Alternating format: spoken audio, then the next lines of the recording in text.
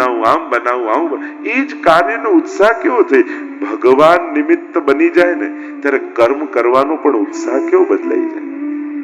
જયારે પ્રભુ પ્રીત્યર્થ કરો છો ત્યારે એ જ વસ્તુનો આનંદ થઈ જાય. અરે પ્રભુ માટે બનાવવાનું છે, પ્રભુ માટે આ કરવાનું છે, એનો ઉમળકો જ કંઈક જુદો થઈ જાય. તો આ જીવનનો બદલાવ છે. જયારે પોતાને કેન્દ્રમાં રાખીને જીવો છો ત્યારે દરેક ડગલું ભાર લાગે છે, અને પ્રભુ માટે જીવો છો ત્યારે દરેક ડગલું યાત્રાનો આનંદ આપણને આપે છે કે પ્રભુ તરફ જવું એ જ યાત્રા છે.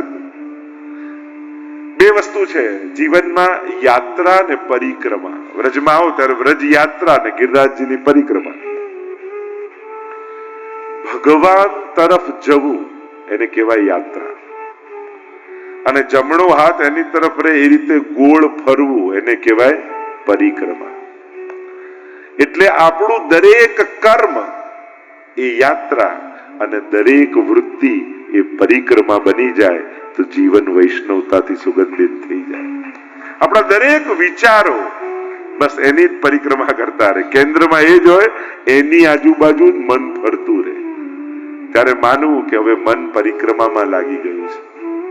એને છોડીને ચાલીએ બહુ 21 કિલોમીટર ચાલ્યા લોકો, તો ક્યાં ગયા કે જ્યાંથી શરૂ થયા ત્યાં જ પહોંચ્યા. ચાલ્યા તો 21 કિલોમીટર, 7 કોષની પરિક્રમા. એક કોષ એટલે 3 કિલોમીટર એમ કહેવાય. 7 કોષની પરિક્રમા એટલે 21 કિલોમીટર કહીએ, એમ ગણતરી આપણે ત્યાં છે.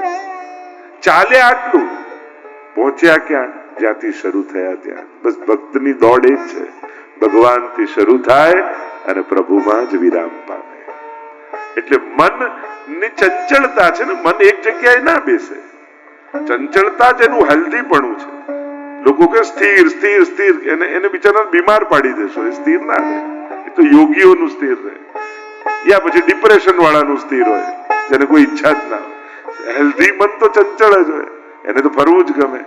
તો બસ પરિક્રમામાં લગાવી દો એ મનને, અને કર્મોને યાત્રા બનાવી લો. દરેક ડગલું એના માટે, એના માટે, એના માટે. આજ આપણે વ્રજમાં આવીને શીખવાનું છે. એક વસ્તુની જો ચર્ચા કરો તો ઘણું થાય. દુગ્ધાભિષેક શું છે, યમુનાજીના પાન શું છે.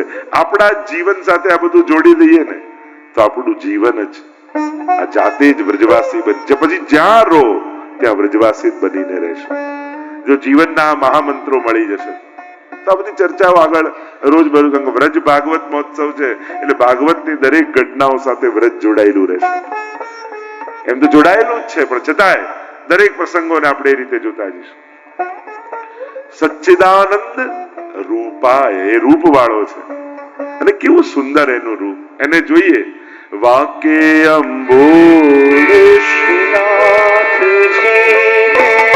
સુંદર શ્યામ સ્વરૂપ વલ્લભ સુદ સેવા કરે હે શ્રી ગોકુળના પાગ બાંધે વાલો ચરકસી સુંદર વાઘા સાર પટકાતે છે પચરંગ નાને સજ્યા છે સોળે શ્રી. ત્યારે ગિરિરાજ મહોત્સવ થશે ને ગોવિંદ કુંડ ઉપર, અને ત્યારે ગિરિરાજજીના દર્શન કરશો તો તમને એમ લાગશે કે તમને મળવા શ્રીનાથજી નાથદ્વારાથી દોડતા આવી અને વ્રજમાં આવીને મળવા આવી. કેસરી તિલક સોહામણાને નાસિકા વિશ્વાઘાટ મુખની અતિ ક્રાંતિ છે ને કંઠે મોતીના હાર. હડપચે હીરનો ઝગમગે એના તેજ ગણો નહીં પાર. અધર બિંબ રસિક છે ઝળકે છે જ્યોત પ્રકાશ. વાંકે અપોળે શ્રીનાથજીને સુંદર શ્યામ સ્વરૂપ વલ્લભ સુત સેવા કરે હે શ્રી ગોકુળના અમારો ઠાકોરજી કેવો છે? રૂપ વાળો છે, નિરાકાર નથી.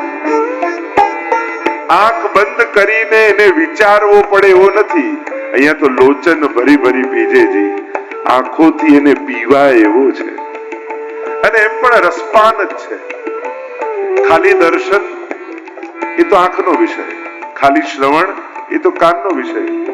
કથા કેવલ સાંભળવા માટે નથી, એ તો પીવા માટે છે. રોમ રોમ થી એનો પાન થાય. શ્રવણ તો માધ્યમ હોઈ શકે, આંખો માધ્યમ હોઈ શકે, પણ એના રૂપ માધુરીનું રૂપ એટલે રૂપ માધુરી તે લોચન ભરી. છઠ્ઠાખ્યાનમાં આપણે ગાઈએ છીએ ને કે ઠાકોરજીનું રૂપ કેવું છે? લોચન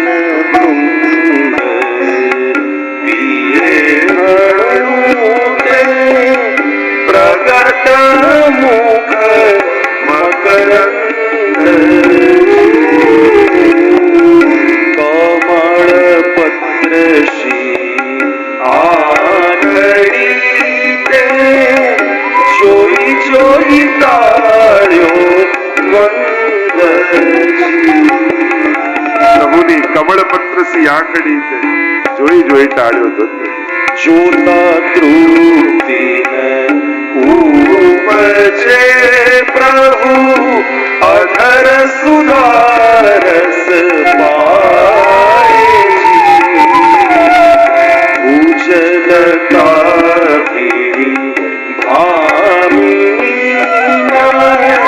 દિવસ તાપ પૂજાવે. પ્રભુ ભક્તોના મનોર્પણ. ભગવદીઓ એમ કહે કે પ્રભુ આપના મુખ કમળના દર્શન કરતા હોઈએ ત્યારે અમારી આંખો નથી રહેતી, ભ્રમર બની જાય છે. અને એક ભ્રમર જેમ કમળમાં બેસી એના રસનું પાન કરતો હોય એમ જાણે લોચન લાલચી હોય, લાલચી બની જાય લોચન આપના રૂપ માધુરીના પાન કરવા માટે. એક પાપણ પણ બંધ થાય એમ લાગે જાણે બ્રહ્માજી જડ છે, યુગ જેવો સમય વીતી ગયો એવો ભાવ થાય, એવો તાપ અમને થાય છે. એવી લાલસા ભગવત દર્શનની જાગી જાય તો દર્શન જ ઉદ્ધારનું કારણ બની જાય. આપણી તો કોઈ એક ઇન્દ્રિય પણ ભગવાનમાં લાગી જાય ને તો એ પણ ઉદ્ધારનું કારણ બની જાય. રૂપાય એવા સુંદર રૂપવાળા. વાર્તા સાહિત્યમાં તો કેવા કેવા બ્રજનાથ પ્રસંગો આવે છે ને. રસખાનજીની વાર્તા આવે. રસખાનજી એક વાર ચિત્ર જોયું શ્રીનાથજીનું, શ્રીનાથજી મય થઈ ગયા. આગ્રાની ગણિકા અને એને કૃષ્ણદાસ અધિકારી લઈને આવ્યા. મેરો મન ગિરધર છબી પર અટક્યો અને જ્યાં પ્રભુના મુખ માધુરીના દર્શન કર્યા ત્યાં જ એના પ્રાણ છૂટી ગયા, પ્રભુને પ્રાપ્ત થઈ ગઈ.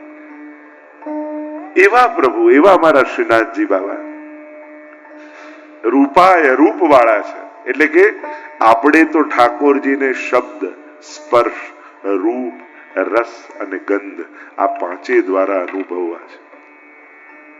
આ પાંચે દ્વારા પુષ્ટિ ભક્તિ, કૃષ્ણ ભક્તિમાં આ પાંચે દ્વારા એનો અનુભવ છે. અન્ય નિરાકાર ઉપાસનાઓમાં જ્યારે આકાર નથી તો આંખ બંધ કરીને અંધારું કરવામાં. જો અંધારામાં આપણને કેમ દેખાય નહીં? કારણ કે આકાર ન દેખાય. આકાર ન દેખાય એટલે કઈ ના દેખાય એટલા માટે. પણ જો દુનિયામાં જોવા જાવ ને એક ઉલટો લોજિક જો વિચાર કરો, ભગવાને આંખ આપી એનો અર્થ એ થાય કે દુનિયામાં દેખાય એવું કંઈક હશે.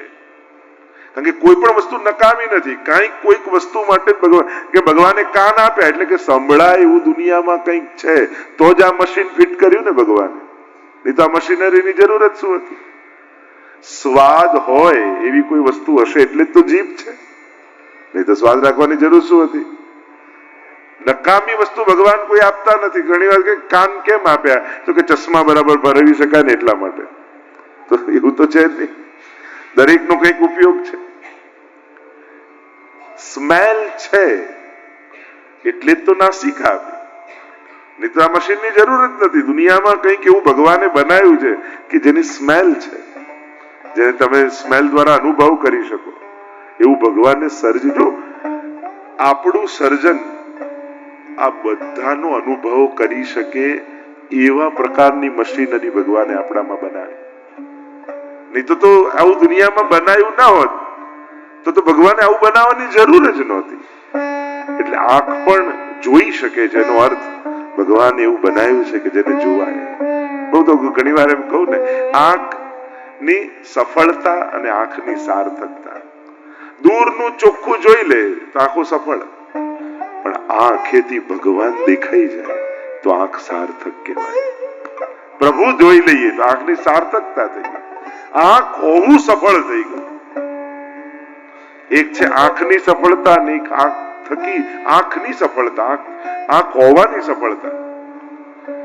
કાન સ્પષ્ટ સાંભળે તો કાનની સફળતા, પણ આ કર્ણથી ભગવાનની કથા સાંભળી જીવન મરણના ચક્કરથી છૂટી જઈએ તો આ કાનની સાર્થકતા છે. જીભ બોલે ચોખ્ખું ને સ્પષ્ટ સારું બોલે સફળતા, પણ આ જીવવાથી ભગવત નામ એવું નીકળે કે ભગવાન દોડતા આવી જાય તો આ જીવવાની સાર્થકતા છે. એટલે કે ભાગવતની યાત્રા સફળતાથી સાર્થકતા સુધી. ક્યાંક માનવ તરીકે, વ્યક્તિ તરીકે સફળ થયા, પણ વૈષ્ણવ બનીને ન જીવ્યા તે વ્યક્તિત્વ સાર્થક ન થયું. એટલે આપણી યાત્રા જે હું કહેતો હોઉં કે જન્મ વ્યક્તિ તરીકે, જીવન વૈષ્ણવ તરીકે અને ગતિ વ્રજભક્ત તરીકે થાય તો જીવનની સાર્થકતા થઈ ગઈ. વ્યક્તિ બનીને જન્મવું માનવ દેહ દુર્લભ છે. માનવ તરીકે જન્મ મળે કેટલી મોટી વાત. વૈષ્ણવ બનીને જીવી જઈએ તો આ જીવનની સફળતા, અને વ્રજભક્ત બનીને જઈએ તો એ જીવનની સાર્થકતા છે. આપણે ત્યાં તો વાર્તા સાહિત્યમાં પણ તમે જુઓ તો જયારે સુરદાસજી કે કુંભનદાસજી જતા હોય ભગવત લીલામાં અને ગુસાઈજી પૂછે, कुंभनदास चित्त की वृत्ति कहाँ है? सूरदास चित्त की वृत्ति कहाँ है?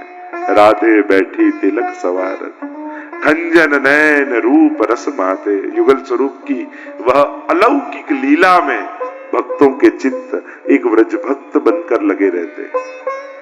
પ્રભુને એ જ કહેજો કે છેલ્લી ઘડીએ હું કોઈ વ્યક્તિ બનીને ન જાઉં, મને સંસાર યાદ ના આવે, મને પ્રભુનું સ્મરણ થાય એવી કૃપા કરજો. તો વિશ્વની ઉત્પત્તિ સ્થિતિને લય કરનારો પરમાત્મા, કહ્યું એનો સ્વભાવ કેવો? તો કે કહ્યું ત્રિવિધ દુઃખોનો નાશ કરનારો પરમાત્મા, ત્રિવિધ દુઃખોનું આત્યંતિક નાશ કરનારો પરમાત્મા છે. વિશ્વની ઉત્પત્તિ સ્થિતિ લય તો એ કરે છે, તાપત્રય વિનાશાય, ત્રિવિધ તાપોનો નાશ પણ એ કરે છે. આદિ ભૌતિક, આધ્યાત્મિક અને આદિ દૈવિક ત્રણ પ્રકારના દુઃખો છે. દુઃખ ક્યાંથી આવે છે? તો કે પાપથી.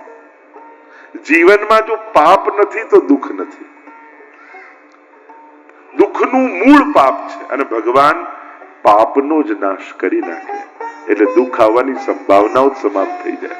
અહમ ત્વા સર્વ પાપેભ્યો મોક્ષયિષ્યામિ મા શુચ, તારા બધા પાપો જ મુક્ત કરી દઈશ, દુઃખને તો મૂળિયા સાથે ઉખાડી નાખીશ.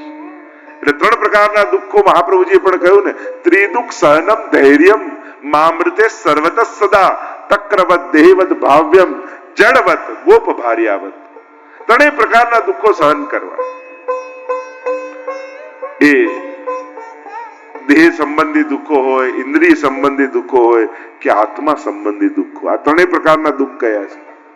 સાધારણ રૂપે આદિ વ્યાધિ ઉપાધિ કહે તો ઠીક વાત છે, પણ આ ત્રણ પ્રકારના દુઃખો કયા? દેહ સંબંધી દુઃખો. શરીર છે, શરીર તો રોગોનું ઘર છે, કોઈ ને કોઈ પ્રકારના રોગો તો લાગેલા જ રહેવાના, એમાં કઈ આશ્ચર્યની વાત નથી. એમાં કોઈ ભગવાન રોગ આપતા નથી. શરીર છે તો આ બધું રહેવાનું જ સહજ છે. અને ઘણીવાર ડોક્ટરો કે દુખે છે ને સારું, હજી જીવે છે. દુખતું બંધ થઈ જાય તો વધારે ખરાબ. ચેક કરે ને દુખે છે, આ બહુ દુખે, બહુ સારું. તો કે આમાં શું સારું? દુખે છે તો જીવે છે. દુખાવો બંધ થઈ જાય, પેલામાં સીધી લીટી થઈ જાય તો પછી સીધો જ થઈ જાય ને. ઝિગઝેગ છે એ જ સાબિત કરે છે કે જીવી રહ્યો છે.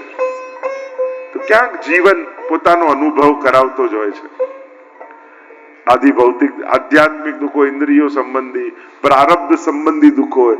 ઘણા દુઃખો નસીબથી આવતા હોય, અને નસીબમાં દુઃખ લખેલું હોય એને ટાળવું બહુ અઘરું છે. કાંઈ તમે ન કર્યું હોય છતાંય દુઃખો સામે આવીને ઉભા રહે. ઘણીવાર પ્રારબ્ધના પણ દુઃખો હોય છે, કારણ કે કર્મો ભાગ્ય બને ને ભાગ્યો દુઃખ લઈને આવે.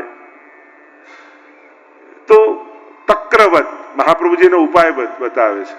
દેહના દુઃખો હોય એને તક્રવત છાસની જેમ માનો. વિવેક દરિયાશ્રી નામનો ગ્રંથ છે, એમાં મહાપ્રભુજી ઉપાય બતાવે. તક્રવત દેવત ભાવ્ય. તક્રવત જેમ છાસમાંથી બધું માખણ વાખણ નીકળી ગયું અને કોઈ સાર ન રહ્યો હોય તો કે આ તો છાસ છે. ખાટી છાસ કહા રુચિ માને સુર કવૈયા કી કો. હવે આ છાસ શું પીવાની? નિસ્સાર માને છાસ. એમ સંસાર અને દેહ આવા છાસ જેવા નિસ્સાર છે. એની કોઈ કિંમત નથી રહેતી. એની કિંમત એ જ છે કે તમે એનો સદુપયોગ કરીને જન્મ મરણના ચક્કરથી મુક્ત થઈ જાઓ, યા સત્કર્મ કરીને પુણ્ય બાંધી લો, એટલે એનો ઉપયોગ કરી શકો છો. બાકી એમાં કઈ સાર નથી. એ તો નાશવંત જ છે, જવાનું જ છે. અહીંયા જેટલા બેઠા છો એક દિવસ જવાનું જ છે, નિશ્ચિત છે. તમે આનો ઉપયોગ કરીને શું કરી ગયા, બસ એ તમારી ભેગું આવવાનું છે. તક્રવત દેવદ ભાવ્યમ જડવત ગોપ ભાર્યાવત. જડ ભરતની કથા આવે ને એમ ભાગ્યના દુઃખો જડ ભરતની જેમ સહી લેવા. ક્યાંક મારા કોઈ એવા કર્મો હશે જે આ દુઃખો સામે આવી રહ્યા છે. ઉપાય મળી જાય દુઃખ દૂર કરવાનો. પ્રતિકારો યદચ્છાત સિદ્ધશ્ચેનાગ્રહી ભવેત. દુઃખ દૂર કરવાનો ઉપાય મળે તો ઉપાય કરો, પણ છતાંય જતા નથી તેમ માનવું કે ભાગ્યમાં મારા જ કર્મોથી લખાયેલા છે, ભોગવી લઉં તો પૂરા થઈ જાય. જડવત ગોપ ભાર્યાવત. આવા અનેક પ્રકારના પ્રસંગો બતાવ્યા. તો ત્રિવિધ તાપોને હરનારા પરમાત્મા છે. તો એ પરમાત્મા છે કોણ? તો કહ્યું શ્રી કૃષ્ણાય વયમ નુમઃ. એવા શ્રી કૃષ્ણને અમે વંદન કરીએ છીએ. કૃષ્ણ કોણ? કે કૃષ્ણ ભુવાચકો શબ્દ ણશ્ચ નિવૃત્તિવાચક તયોરૈક્ય પરબ્રહ્મ કૃષ્ણ વિધીયતે. જે સદાનંદ છે એ જ કૃષ્ણ છે. જે આનંદ રૂપ છે એ જ કૃષ્ણ છે. અને આનંદ ક્યાં છે, કોણ છે? તો કે કૃષ્ણ છે. એટલે જ નંદ ઘર આનંદ ભયો આપણે ચોથા દિવસે બોલીએ છીએ. ચારે બાજુ જયારે આનંદ વ્યાપે છે એ જ તો કૃષ્ણ છે. અને આનંદ કોને રહે છે? તો કે જે શરણાગત છે એના જીવનમાં. વલ્લભના શરણે જઈ, વલ્લભને શરણે જઈ રહીએ આનંદમાં. વલ્લભને શરણે જઈ રહીએ આનંદમાં. સેવું સદા હું તો, સેવું સદા હું તો બ્રજના ધણી. સેવું સદા હું તો બ્રજના ધણી. માગું એકનું શ્રી વલ્લભને શરણે જઈ રહીએ